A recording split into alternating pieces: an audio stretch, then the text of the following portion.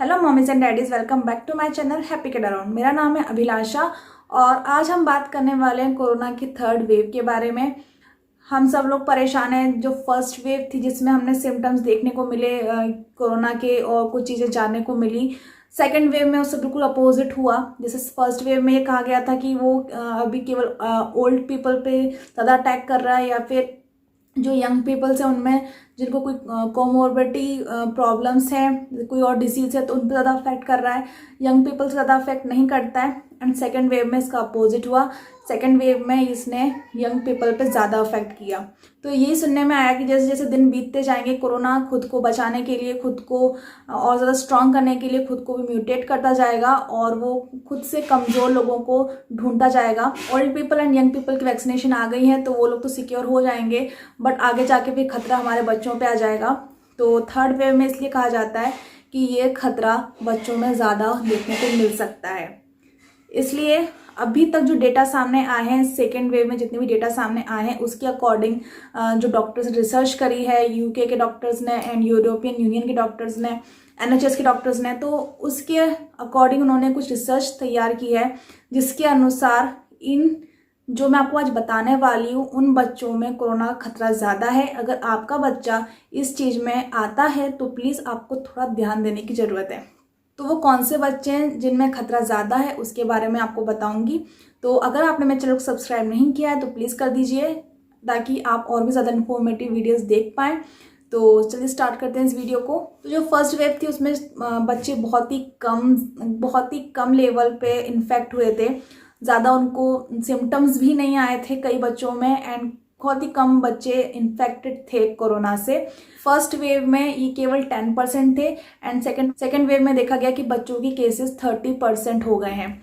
And in 30% cases में कुछ बच्चों का थोड़ी ज़्यादा सीवियर सिम्टम्स भी देखने को मिले हैं। तो वो सीवियर सिम्टम्स वाले बच्चे कौन से थे? वो बच्चे हैं जिनमें कोमोर्बिडिटी की प्रॉब्लम है, मीन्स जिनको हार्ट डिसीज़ है, जिनको डायबिटीज़ है या जिनको कुछ और प्रॉब्लम है, कुछ और बीमारी है, उन बच्चों को ज़्यादा सीवियर सिम्टम्स देखने को मिले थे कोरोना के। एंड सेकेंडली उन बच्चों को देखने को ज़्यादा सिम्टम्स मिले जो बच्चे ओबीज थे।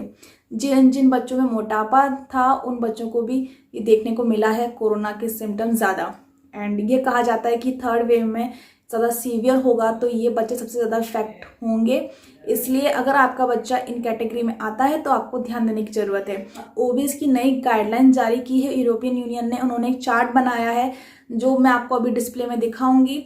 तो इस चार्ट के अकॉर्डिंग अगर आपका बच्चे का वेट है तो आपको टेंशन लेने की ज़रूरत नहीं है, बट अगर इस चार्ट के अकॉर्डिंग आपका बच्चे का वेट नहीं है, ज़्यादा वेट दिख रहा है, अगर आपका बच्चा कुछ ऐसा दिख रहा है तो आपको टेंशन लेने की ज़रूरत है। जो रेड साइन बना हुआ है, अगर वैसा आपका बच्चा दिख रहा है तो आपको टेंशन लेने की ज़रूरत है। अगर आपका बच्चा 6 साल से कम का है और वो मोटापा है, उसको ओबीस है, तो ज़्यादा टेंशन लेने वाली बात नहीं है। आपको सतर्क रहने वाली बात है, टेंशन लेने वाली बात नहीं है।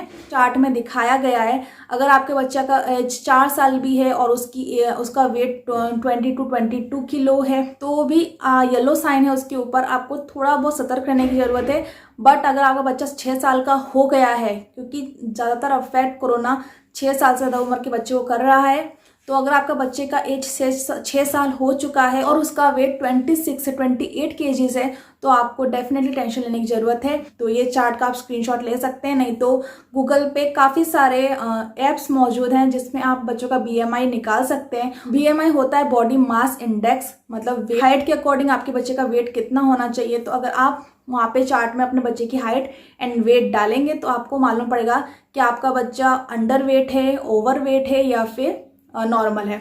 तो आप इन चार्ट पे जाकर अपने बच्चे का जानकारी ले सकते हैं कि उसकी बॉडी कैसी है। अगर आपके बच्चे की बॉडी ओवर वेट में या ओबीस में आ रही है तो आपके पास अभी टाइम है, अभी थर्ड वेव नहीं आई है। उससे पहले आप बच्चे की डाइट सुधारिए, उसकी डाइट में जंक फूड्स बंद कीजिए, हेल्दी फूड्स खिलाइए एंड उसको एक्सरसाइज करवाइए, ब्रीदिंग एक्सरसाइज भी करवाइए, साथ ही साथ नॉर्मल फिजिकल एक्सरसाइज भी उससे ज़्यादा करवाइए ताकि आपके बच्चे का वेट नॉर्मल हो सके एंड वो आगे आने वाले खतरे से बच सके। अब बात करते हैं अगर आपका बच्चा इन कंडीशंस में नहीं आ रहा है, आपका बच्चा 6 साल से छोटा है, आपका बच्चा 6 साल से छोटा है और अगर आपका बच्चा 6 साल से बड़ा भी है बट वो ओबीज नहीं है या उसको कोई बीमारी नहीं है, तो आप इस बात को सोच के बेफिक्र होकर नहीं बैठ सकते हैं। हम सबको आगे आने वाले समय में कोरोना कैसा अपना रूप बदलेगा, कैसे वो सिम्टम्स लेके आएगा, किसको अफेक्ट करेगा, हम ज़्यादा नहीं जानते हैं। अभी केवल डेटा से हम थोड़े बहुत नॉलेज ले पाए हैं, तो प्लीज़ लाइटली मत लीजिए। चाहे कुछ भी हो, कितनी भी एज का आपका बच्चा हो, कैसा भी आपका बच्चा हो, ध्यान देने की ज़रूरत है। बट जो ओबीज बच्चे हैं उनका आपको वेट कम करने की ज़रूरत है। बाद में आपसे और कहना चाहती हूँ कि सिम्टम्स भी काफ़ी ज़्यादा चेंज हुए हैं कोरोना के फर्स्ट वेव से सेकंड वेव में। काफ़ी सिम्टम्स चेंजेस देखने को मिले हैं। थर्ड वेव में हो सकता है इसके सिम्टम्स और ज़्यादा चेंज हो जाएं। तो आपको अगर थोड़ा सा भी आगे आने वाले समय में अपने बच्चे के अंदर कुछ भी प्रॉब्लम नज़र आ रही है, उसकी हेल्थ प्रॉब्लम किसी भी वे में नज़र आ रही है, प्लीज़ डॉक्टर से कंसल्ट कीजिए। अभी ये टाइम नहीं है कि बच्चे को थोड़ी सर्दी हुई है वो 2-3 दिन में ठीक हो जाएगा।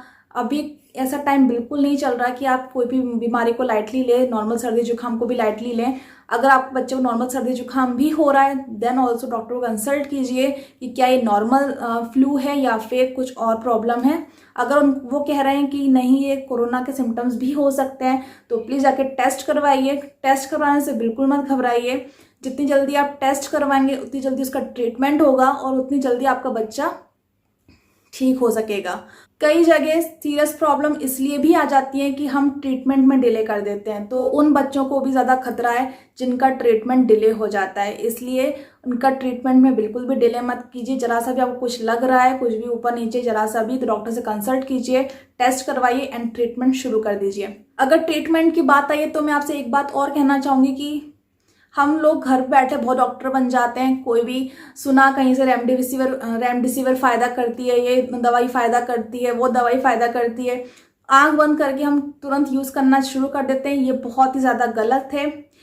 कई दवाइयों में बहुत ज़्यादा हाई लेवल का स्टेरॉइड्स होता है जिसके साइड इफ़ेक्ट बहुत ज़्यादा होते हैं। प्लीज़ एंड प्लीज़ डॉक्टर से कंसल्ट किए बिना कोई भी दवाई ना लें। कोई भी मेडिसिन बिना डॉक्टर के कंसल्टेशन के बिल्कुल ना लें, क्योंकि इसके साइड इफ़ेक्ट बहुत ज़्यादा हैं। क्योंकि डॉक्टर आपके बॉडी को देख के, आपके सिम्टम्स को देख के, आपकी लंग्स की कंडीशन को देखकर आपको दवाई प्रिस्क्राइब करते हैं। वो ऐसे डॉक्टर नहीं बन गए, तो आप भी घर बैठे डॉक्टर मत बनिए।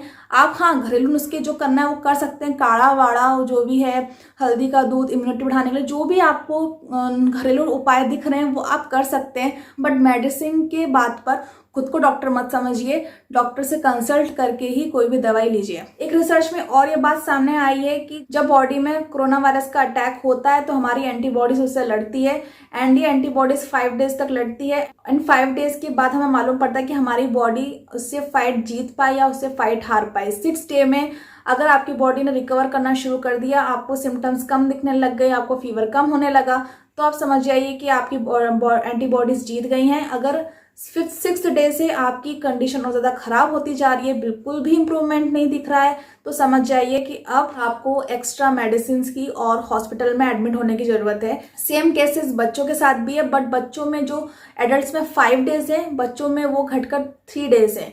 3 डेज तक आप बच्चे को ऑब्जर्व कीजिए। 3 डेज में अगर आपका बच्चे का बुखार कम नहीं हो रहा है, 3 डेज में आपके बच्चे के सिम्टम्स कम नहीं हो रहे हैं, तो ये बहुत चिंता की बात है। आपको तुरंत डॉक्टर के पास जाना चाहिए।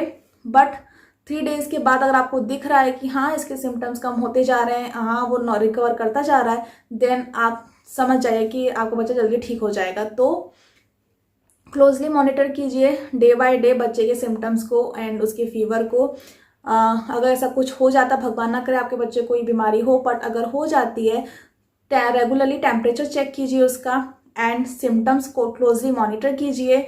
आइसोलेशन में जाइए एंड साथ ही साथ उसका time to time oximeter, pulse oximeter से उसका ऑक्सीजन लेवल चेक करते रहिए।